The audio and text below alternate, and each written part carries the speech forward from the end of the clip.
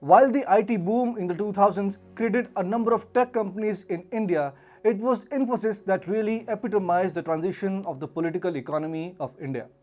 Starting its journey in 1981, Infosys went through an era in which the administrative policies in the country were rather business unfriendly. But today, Infosys employs more than 2 lakh people across the world and has a market capitalization of over $42 billion. Has been having its own share of controversies. Notably, the company has a shoddy track record when it comes to delivering on government projects. Now, the company is in the midst of a new controversy, employing Americans just to placate the US government.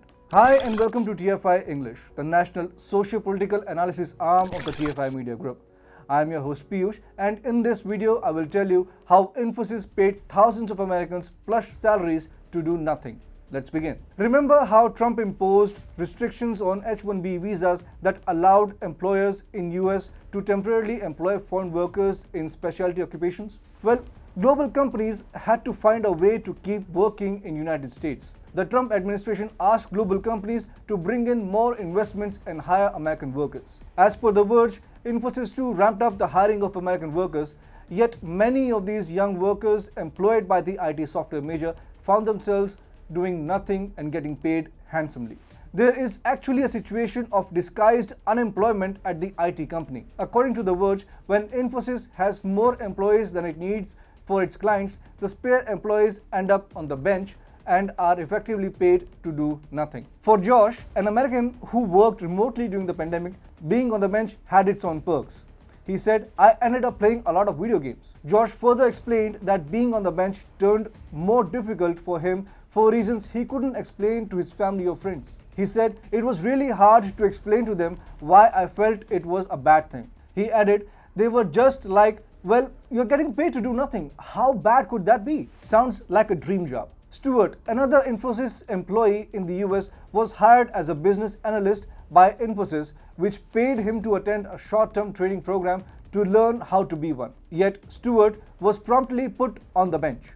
"I now have normally 2 years of experience in IT, but I definitely don't have 2 years of business analyst experience. People don't view me as having enough experience."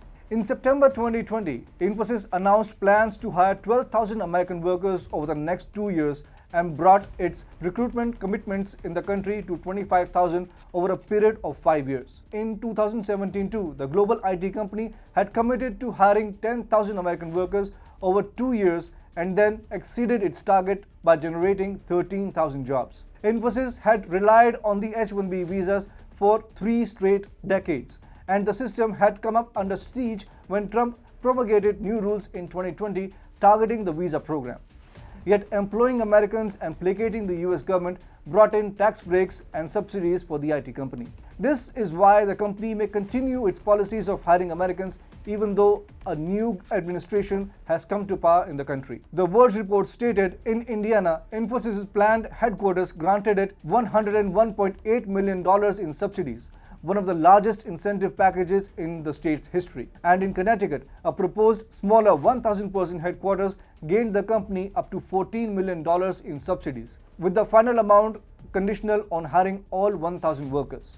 Infosys President Ravi Kumar told The Verge, "We are continuing to do what we are doing in spite of the fact that there is a new administration in the US. Infosys has therefore spent a lot of money on hiring American workers.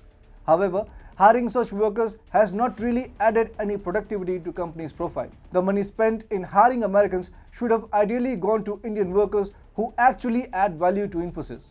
Infosys is a mass recruiter and has been a popular name in the IT sector for decades. But with this kind of news coming out, it seems that Infosys may be going downhill from here.